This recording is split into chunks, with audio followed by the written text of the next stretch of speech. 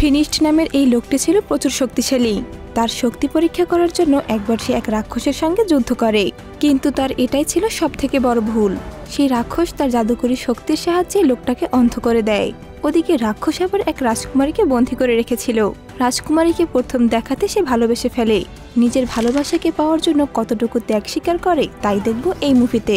বন্ধুরা, আপনারা যারা ফ্যান্টাসি মুভি পছন্দ করেন তারা অবশ্যই এই মুভিটি সম্পূর্ণ দেখুন। আমি আছি ছন্দ, আপনারা দেখছেন ছন্দছায়া। মুভির শুরুতে ফিনিস্ট ও তার সঙ্গী অ্যান্ডিকে দেখা যায়, যারা একটি বুনো শুয়োরকে মারতে জঙ্গলে এসেছে, কারণ শুয়োরটি গ্রামের মানুষের জীবন অতিষ্ঠ করে ফেলেছে। বুনো শুয়োরটি দানবের মতো হলেও ফিনিস্টের চোখে মুখে ভয়ের কোনো রেশ দেখা যায় না। অ্যান্ডিকে ফিনিস্ট বলে, সবাই তো আমায় ভীর বলেই জানে, যদি এই সামান্য শুয়োরটাকে মারতে না পারি তাহলে আমার আর সম্মান থাকবে না।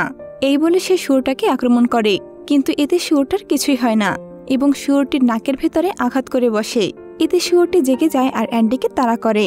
তখনই ফিনিস্ট এসে শুয়োরটিকে বাধা দেয়, কিন্তু সমস্ত শক্তি দিয়েও সে শুয়োরটিকে আটকাতে পারে না। উল্টো শুয়োরটির এক ধাক্কায় ফিনিস্ট শূন্যে উঠে সোজা শুয়োরটির পিঠে এসে পড়ে। তখন শুয়োরটিকে আটকাতে অ্যান্ডি ফিনিস্টকে একটা দড়ি ছুঁড়ে মারে। তখনই শুয়োরটি তার দানবীয় ডানা মেলে উঠতে শুরু করে। ফিনিস্ট বুদ্ধি করে শুয়োরটি ডানার সাথে তার শিখা এমনভাবে বেঁধে দেয়, শুয়োরটি পুরোপুরি ফিনিস্টের নিয়ন্ত্রণে চলে আসে। এরপর সে দানবটিকে নিজের ইচ্ছে মতো নিয়ন্ত্রণ করে গ্রামের দিকে নিয়ে যায়, যেটা গ্রামের সবাই নিচ থেকে দেখতে পায়। ফিনিস্টের এমন বীরত্ব দেখে গ্রামের সবাই তার প্রশংসা করতে থাকে।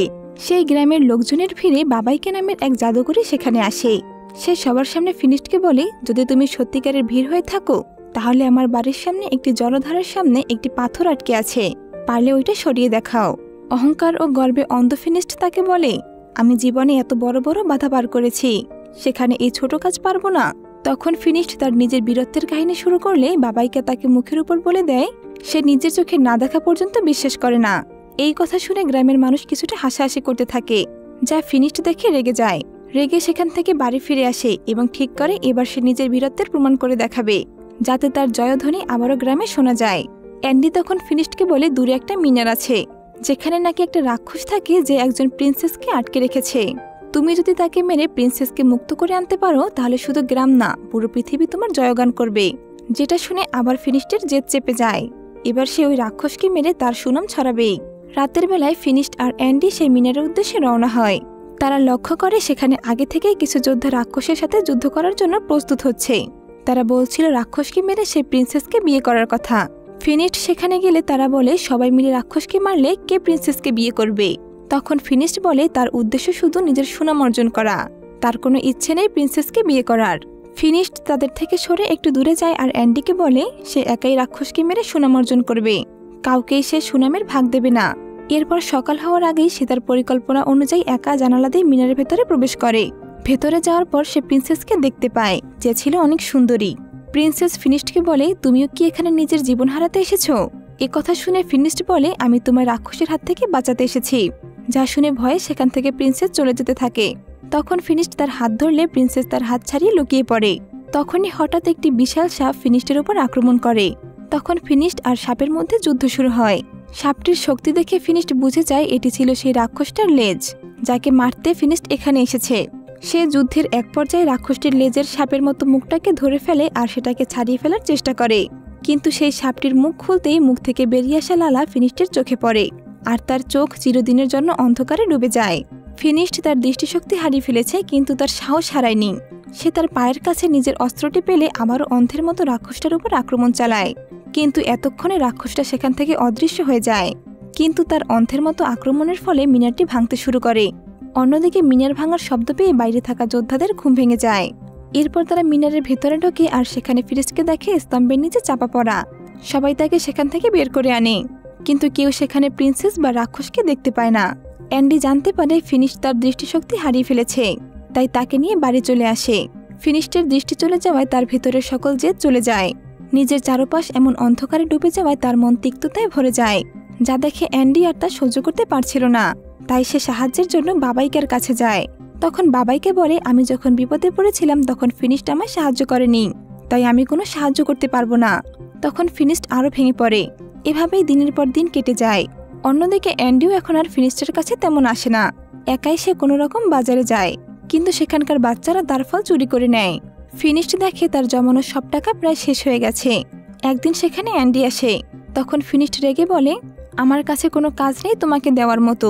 এরপর অ্যান্ডি সেখান থেকে চলে যায়। সময়ের সাথে সাথে ফিনিশডের এমন পরিস্থিতি এসে পড়ল যে তাকে বাজারের ফেলে দেওয়া পচা ফল খেয়ে বাঁচতে হচ্ছে। একদিন সে সারা বাজার ঘুরেও কোনো ফেলে দেওয়া ফল না পেয়ে খালি জুড়ি নিয়ে বাজারের এক কোণে বসেছিল। তখন সেখান দিয়ে বাবাইকা যাচ্ছিল।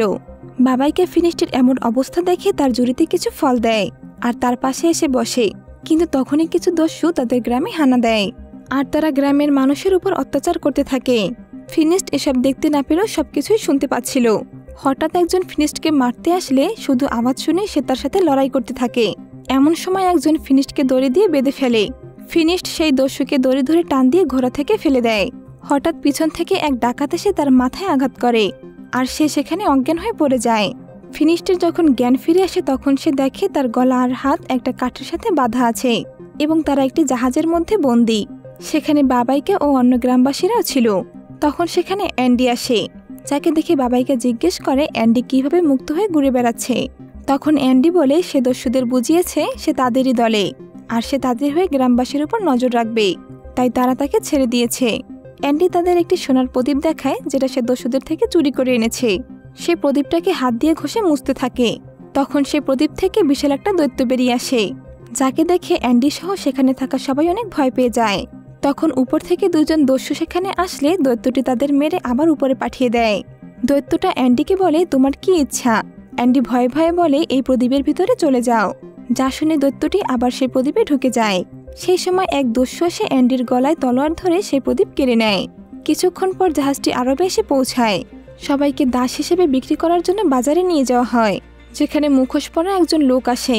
সে ফিনিশড, অ্যান্ডি আর বাবাইকে কিনে নেয়। সেই লোকটি তাদের নিজের প্রাসাদে নিয়ে যায়, যেটি দেখতে এত সুন্দর ছিল যে বাবাইকে আর অ্যান্ডির চোখ ছানাবড়া হয়ে যায়। সেখানের সব কাজ রোবটরা করছে, যেটা কিনা ওই সময়কার যুগে একটা অবিশ্বাস্য ব্যাপার ছিল। এরপর সেই লোকটি নিজের মুখ থেকে কাপড় সরিয়ে নেয় আর বলে সে একজন বিজ্ঞানী আর এইসব তারই বানানো।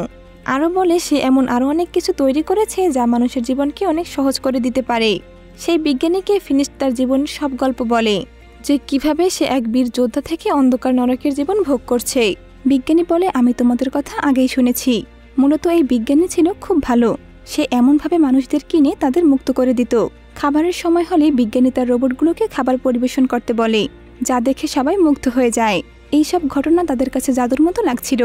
কিন্তু বিজ্ঞানী বলে এইসব কোনো জাদু নয়, বরং সে প্রায় 500 বছর ধরে এইসব নিয়ে গবেষণা করছে। এই কথা শুনে বাবাইকে বলে, কি করে সম্ভব? তুমি কি করে এত বছর তোমার জৈবন ধরে রাখতে পারলে? তখন বিজ্ঞানী বলে সে এমন একটি তরল বানিয়েছে যেটা খেলে মানুষ তার জৈবন ধরে রাখতে পারবে। বিজ্ঞানী সবাইকে তার ল্যাব দেখাতে নিয়ে যায়। তখন ফিনিশড বিজ্ঞানীকে বলে, কিভাবে তুমি এইসব রাসায়নিক বানাও? তোমার এই রাসায়নিক খেলে কি আমার চোখের দৃষ্টি ফিরে আসবে? এটা শুনে বিজ্ঞানী বলে, না, এটাই তো হবে না, তবে আমার কাছে অন্য এক উপায় আছে। এই বলে বিজ্ঞানী ফিনিশডকে একটি অদ্ভুত চশমা পরিয়ে দেয়, যেটা পরার পর ফিনিশড আবারও সবকিছু দেখতে পারছিল। বিজ্ঞানী বলে তার বিশ্বাস আছে বিজ্ঞানের দ্বারা সবই সম্ভব, আর যারা জাদু করে তারা পৃথিবীর শত্রু। সে এই জাদু শক্তিকে নষ্ট করার জন্য একটি যন্ত্র আবিষ্কার করে। বিজ্ঞানী তার কথার প্রমাণ করার জন্য সেই সোনার প্রদীপটাকে বের করে, যেটা সে দস্যুদের কাছ থেকে কিনে এনেছে। বাবাইকে তাকে বারণ করে, কিন্তু বিজ্ঞানী সেই প্রদীপ ঘষে দৈত্যটাকে বের করে আর নিজের আবিষ্কার করা যন্ত্রটা চালু করে দেয়। ফলে দৈত্যটাকে যন্ত্রটা নিজের মধ্যে নিয়ে নেয়। তখন বিজ্ঞানী সবাইকে গর্ব করে বলে, তোমরা দেখেছো আমার যন্ত্রটা কিভাবে দৈত্যটাকে শেষ করে দিল। সেই রাতে বিজ্ঞানীর কাছে খবর আসে পাশের পাহাড়ে এক ভয়ঙ্কর রাক্ষস সাধারণ মানুষের অনেক ক্ষতি করছে। এটা জানতে পেরে বিজ্ঞানী ঠিক করে সেই রাক্ষসটাকে মারতে হবে। বিজ্ঞানী এসে তাদের বলে ওই রাক্ষসের মুখ সিংহের মতো আর লেজ সাপের মতো।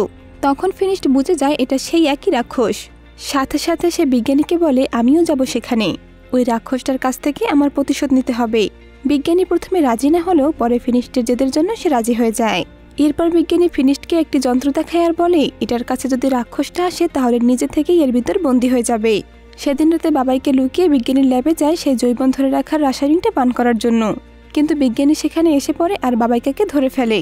বিজ্ঞানী তখন বলে, ওই রাক্ষসটাকে যদি তোমরা মারতে পারো তাহলে আমি নিজেই তোমাদেরটা পান করতে দেব। তার পরদিন সবাই যাওয়ার জন্য প্রস্তুত হয়ে যায়। তখন বিজ্ঞানী সেই পাহাড়ে যাওয়ার জন্য একটি উড়ন্ত যান আনে, যার সাহায্যে তারা খুব তাড়াতাড়ি সেখানে যেতে পারবে। এরপর সেই যানটি চালানোর কৌশল শিখিয়ে দেয়। সে বলে ওই রাক্ষসটাকে জীবন্ত আনতে হবে আর ফিনিশডকে তার অস্ত্রটা দেয়, যেটা সে অনেক উন্নত করে দিয়েছে। অস্ত্রটার এখন বাটন টিপে অনেক অবিশ্বাস্য কাজ করা যায়। তারপর তারা সেই উড়ন্ত জাহাজ চালিয়ে সেই পাহাড়ে চলে যায়। অনেকক্ষণ খোঁজার পর তারা সেই রাক্ষসটার পায়ের ছাপ দেখতে পায়, যেটা একটা পাহাড়ের ভেতর চলে গেছে। তখন সে গুহার সামনে বিজ্ঞানীর দেওয়া সেই যন্ত্রটা রাখে, যাতে তাকে বন্দী করে নিয়ে যেতে পারে। এরপর আস্তে আস্তে সাবধানে ভেতরে ঢোকে আর রাক্ষসের সাথে যুদ্ধ শুরু হয়। তখন বিজ্ঞানীর দেওয়া অস্ত্র দিয়ে রাক্ষসকে উস্কে দিয়ে বাইরে বের হওয়ার সময় একটি গাছের সাথে ধাক্কা খেয়ে অজ্ঞান হয়ে যায়। তখন রাক্ষসটা গুহা থেকে বের হয়ে ফিনিস্টকে মারতে যাবে, এমন সময় বাবাইকে বিজ্ঞানীর দেওয়া যন্ত্রটি অন করে দেয়, আর সাথে সাথে যন্ত্রটি থেকে লোহার শিকল বের হয়ে রাক্ষসটাকে বন্দী করে ফেলে। তখন বাবাইকে লিভার টেনে যন্ত্রটা অফ করে দেয়। এদিকে ফিনিস্টের জ্ঞান ফিরে আসে। এরপর তারা সেই যন্ত্রটাকে নিয়ে রওনা হয়। যাওয়ার পথে তারা রাতে এক জায়গায় বিশ্রাম করে। রাতে যখন সবাই ঘুমাচ্ছিল তখন ফিনিস্ট সেই যন্ত্রের ভেতর থেকে একটি মেয়ের আওয়াজ শুনতে পায়, যেটা শুনে যন্ত্রটা খুলতে গেলে বাবাইকা তাকে বাধা দেয়। কিন্তু তার না শুনেই ফিনিস্ট যন্ত্রটা খুলে দেখে সেই প্রিন্সেসকে, যাকে সে ওই মিনারের ভিতরে দেখেছিল। সেটা দেখে বাবাইকে বলে, তাহলে এই প্রিন্সেসই হলো সেই রাক্ষস যে তোমার উপর আক্রমণ করেছিল। তাহলে একে যদি বের করো, এ আমাদের ক্ষতি করে দিতে পারে। যেটা দেখে বাবাইকে ফিনিস্টকে ওই যন্ত্রের ভিতরে ফেলে দিয়ে সেটি বন্ধ করে দেয়। তখন প্রিন্সেস বলে, আমি তোমার হাত ধরতে পারিনি, কারণ আমায় একজন অভিশাপ দিয়েছে, যদি কোনো পুরুষ আমায় স্পর্শ করে তাহলে আমি রাক্ষসে পরিণত হব। সে আরও বলে, আমি ইচ্ছে করে কারো ক্ষতি করি না, কিন্তু কেউই আমায় শান্তিতে থাকতে দিচ্ছে না। অন্যদিকে দেখি একজন কৃষকের একটি বিড়াল বিজ্ঞানী চুরি করে নেয়। সেই কৃষক বলে তার বিড়ালটি খুবই ভালো, সে কারো কোনো ক্ষতি করে না, বরং তার গা থেকে আলো বের হয়। কিন্তু বিজ্ঞানী তা না শুনেই সে যন্ত্রের মাধ্যমে বিড়ালটাকে একটা রাসায়নিকে পরিণত করে আর তার সিন্ধুকে রেখে দেয়। অন্যদিকে যন্ত্রের ভিতর বন্দি ফিনিস্ট আর প্রিন্সেস একে অপরকে ভালোবেসে ফেলে।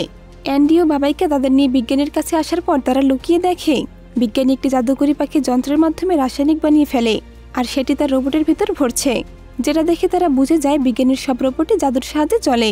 তখন বাবাইকে আর নিজেকে সামলাতে পারে না, রেগে সে বিজ্ঞানীর সামনে চলে যায় আর বলে, তুমি তো একজন বড় প্রতারক, তুমি এসব জাদুকরী পশুদের মেনে সেই জাদু নিজের আবিষ্কার বলে চালাও, আর তোমার এই দীর্ঘ জীবনও তার ফলেই তুমি পেয়েছো।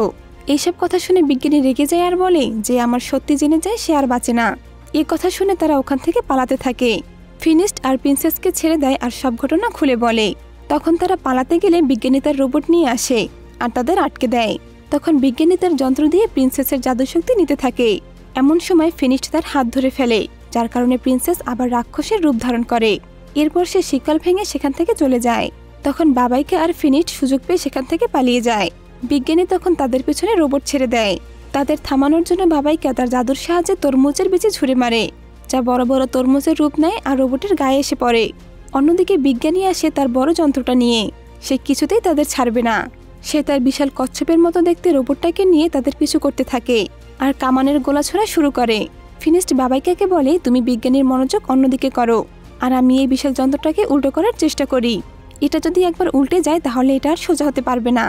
বাবাইকে সামনে আসতেই তার জাদুকরী শক্তি কেড়ে তাকে বৃদ্ধ বানিয়ে ফেলে বিজ্ঞানী, যা দেখে ফিনিস্ট অনেক কষ্ট পায়। এরপর ফিনিস্ট বিজ্ঞানীর যন্ত্রটাকে উল্টে ফেলার জন্য তার উপরে উঠে যায়, যা বিজ্ঞানী দেখতে পায়। সেটা দেখে বিজ্ঞানী ওই যন্ত্রটার হাত পা নাড়াতে থাকে। তখন ফিনিস্ট না পড়লেও তার চশমাটা নিচে পড়ে যায়। ফিনিস্ট তখন আবার অন্ধ হয়ে যায়। তখন বাবাইকে তাকে নির্দেশনা দিতে থাকে। হঠাৎ সেখানে সেই রাক্ষসরূপী প্রিন্সেস চলে আসে, যা দেখে বিজ্ঞানী ভয় পেয়ে যায়।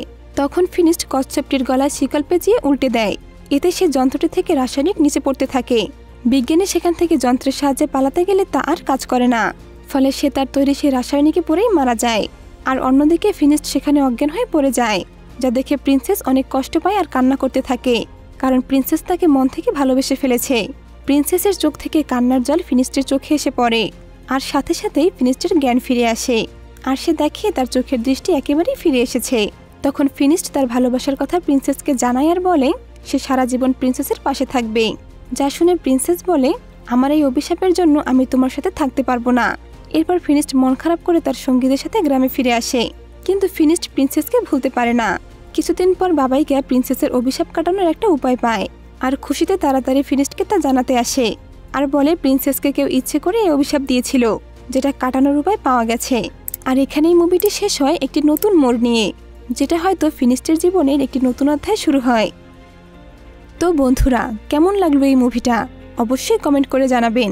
এমন সুন্দর সুন্দর ভিডিও পেতে আমার চ্যানেলটি সাবস্ক্রাইব করে আমার পাশেই থাকুন। ধন্যবাদ।